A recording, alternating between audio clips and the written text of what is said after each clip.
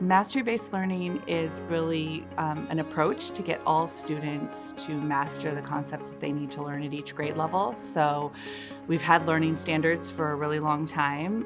This is just a way to make sure that students are really achieving each of those learning standards and ready to move on to the next concept.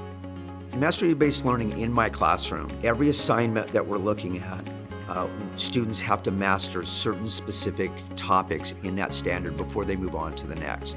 So whereas before we would do maybe 3 or 4 or 5 assignments, we'd grade it, kids would turn it in and be on time, we'd look for understanding but not look for mastery. So now what we're looking for really is, does a student have an understanding at a mastery-based level? Can they explain it verbally?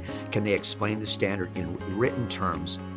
Mastery-based learning is beneficial just because kids arrive at different timelines, and mastery-based allows kids to get there in their timeline, rather than the teacher saying, we're going to be done with this standard or this concept next week, and then we're moving on, and that standard goes away.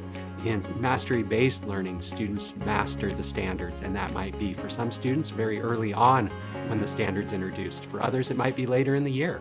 So what's going to look different to parents is that instead of using the traditional grading A, B, C, D, F, we will use 1, 2, 3, 4. And this is what our elementary schools in West Valley have been doing for as long as I've been a teacher, or an educator for the last 24 years. So they'll see a 1 if the student is attempting the concept but not really getting it, a 2 if they have some of the foundational pieces, a 3 if they're at standard, and a 4 if they're somewhere beyond whatever the expectation is.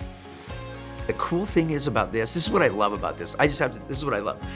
The fact that when we give students their work back and it's not a 3, 90% of our students, we give them the option. Say, you got a 2 or a 2.5. Now you have the option to go back. 90% of our students are actually saying, I want to do this and turn it back in. For the elementary kids in kindergarten and 1st grade and 2nd grade, that's done with our badge book. So we have competency-based badges that students earn. So when they meet a standard, they get a badge. In kindergarten, there's kindergarten sight words, and we've always had sight words for quite a long time. But now they know that they have to know those sight words to earn their sight word badge. It gives them an opportunity to set goals and see growth rather than feeling like they're never quite making it.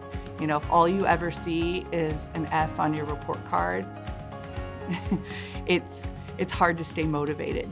To do this right takes a lot of time.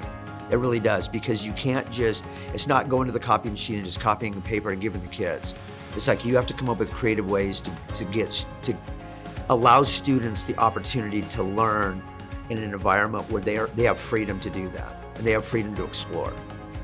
I think for every teacher, that's what brings them back every day, especially at the elementary school age, where there's so many developmental milestones that are met and so many light bulbs that go off where they learn something new, are able to do something they were not able to do previously. And that's the magic of working in a school. It feels amazing when students get it, when they're struggling with something, or even when they just start to enjoy school.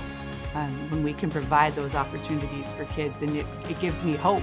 There's those light bulb moments where a kid previously was unable to read, let's say, and then they become readers. And that moment is just magic for kids, for the adults, for their parents, and we all work as a team in getting them to have those light bulb moments.